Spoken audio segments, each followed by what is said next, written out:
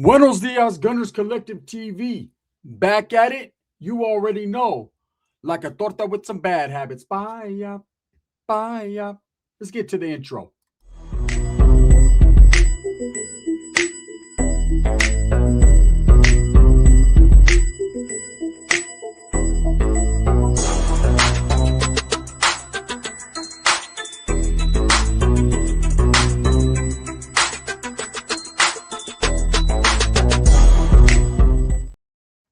Welcome back to the channel. And if you haven't already hit that like and subscribe button, make sure you go ahead and do that. So that way you are directed in the direction of the dope content that I stay kicking.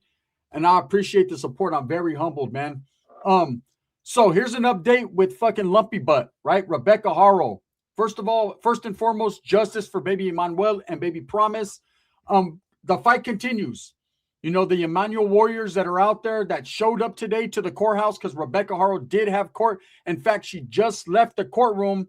It took all but 2 minutes to figure out exactly what is going on with her. But she did make an appearance today in court, and all the Emmanuel warriors were there fighting the good fight for justice for Emmanuel.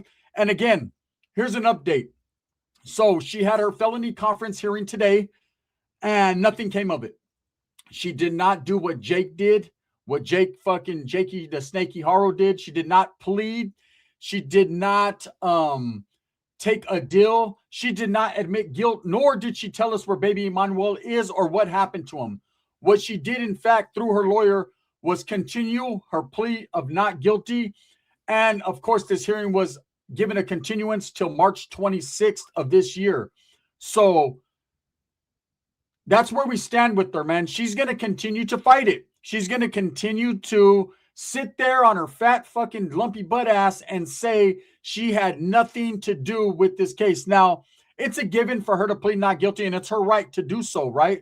I think we all know by now she was heavily involved in the murder of baby Emmanuel, right? More is going to come out of this eventually. But as of right now, it's kind of just an open and shut thing. It was a simple court hearing where she was not offered no deal by the district attorney. And I don't believe she's going to be offered a deal by the district attorney, at least not in the foreseeable future. Because at the end of the day, with her husband pleading guilty and saying that there was a crime that was committed, that she actually, in fact, she did try to cover up by making up the hola story, right? We know she's just as grimy, dirty, and lumpy butt as he is. Okay. She looked, according to my friend that was there, she's live right now on TikTok, letting everyone know exactly what happened. According to people that I know that were there, besides her, Rebecca looked not in disarray. She looked like, any person who's doing time. She didn't look disheveled. She didn't look like her feelings were hurt. She was not crying. She wasn't looking and pleading for help like she did when Jake got sentenced, and she was saying, my baby, and we all know her baby being Jake Haro and not baby Emmanuel, right? And she had a stern look on her face, a face of guilt, but at the same time, a face of defiance. That's how she looked. This hearing took all of 1 minute, right? Her lawyer basically spoke up and said she's going to continue her plea of not guilty. She's going to... Now it's going to be pressed into the next hearing, which is going to be a pretrial, okay? And this is where if a deal is going to be made, it will be made that day. If not, and like I said, I highly suspect that the district attorney is not willing to offer her any type of deal. But if so, that's when it will be made, right? You know, this is a situation that continues to be ongoing because you have a heartless woman. Not even the title of mother should be bestowed upon her, right? But a heartless, evil woman that still will sit there and look at the judge in the eyes and look at the people that are surrounding her that are there, hoping that she would just give us some type of information of where baby Emmanuel is buried or where he is or what exactly happened. And because she cares more about her freedom, she cares more about playing the blame game and trying to play the victim role and acting like she's continuing to act like this kidnapping that she first said happened did happen. Okay. What type of fucking planet is Willie Lumpbutt on, right? Her husband already admitted guilt. At least he had the common decency, and fuck him, right? But at least he had the earmuff it if you don't like my language. At least he had the common decency to at least take what he had coming and go get his ass whooped a few times already, right? But Rebecca's not doing that. She seems to be even more evil and maniacal than her husband, Jake. Now, we know what Jake did to Promise. We know that Jake had priors. We know pretty much right now that Jake was manipulating and kind of pressuring and whipping the shit out of fucking Rebecca. That's a fact. We know that, right? But at the same time, she's not going to be given a pass, nor does she deserve a pass just because she was being whooped on a little bit. What she needs to do is put her children in front of these men she so frequently found herself involved with. Because this wasn't the first poop butt that she was ever around. She has adult children. She has older children that she did not even pay attention to or have in her life. They were taken from her. She gave up her children, her family, and everything to make a life with Jake Haro, knowing that he already had priors of beating children in the past. And she chose to stick by his side, and she continues to stick to his side and say that he's a good father and that he basically that she was not involved, and that this case that there's a spin on it, that baby Manuel was kidnapped and she doesn't know what's going on. Every time she sits there and she pleads innocent and she doesn't admit guilt, it's like a slap in the face of the people that know, and it's a slap in the face of parents like myself and like you that are watching this, that wake up every morning and get our kids ready and take them to school and make sure that they eat and make sure they got a snack and are there to pick them up on time, because God willing, we can get there on time, and heaven forbid that anything bad could happen to them that we don't want to happen to them. So we're right on time, and we got to put up with the teenagers' bullshit, and we put up and we put up and we put up, but we do it because we love our children. We do it because it's the right thing to do, but even more so than that, it's just a natural ability. It's something that comes natural as a parent. She does not have those natural abilities. She has the natural ability of a criminal, a thug, and a woman who's desperately trying to convince other people to feel sorry for her by pleading not guilty and not allowing us to give a proper burial or a proper memorial for baby Emmanuel. We know baby Emmanuel is deceased. That's already done. The father admitted that much. He is doing 30 years to life. Now it is Rebecca's turn to suffer the same fate as her husband Jake, but she refuses to do that. She refuses to allow people to know where her son's at. Her son is out there right now somewhere. Now, we know he's deceased, but he's still out there somewhere. And what type of woman, because she cares more about her freedoms than she does her own child out there in the wind, in the cold, in the snow, in the heat, in the whatever elements that are going on wherever he's at, right? What type of woman could look at a jury, and she's willing to do that, go all the way, to look at a jury, a district attorney, lawyers, and sit there and smile and act like her son is all good? You know, if it was me, I would be pouring in tears, shaking, still not being able to get over the fact that my kid was gone. It's a horrific thing to think that this woman could walk around, do time in the county jail untouched, eat our state tax paid food, right? And be given these opportunities to defend herself. Now, it's her right. As a human being, you have rights to trial. You know, that's part of the judicial system. That's part of the law of the land. But there's just sometimes when you think, man, that shouldn't apply to monsters like this. But, you know, oh, lumpy butt, it is.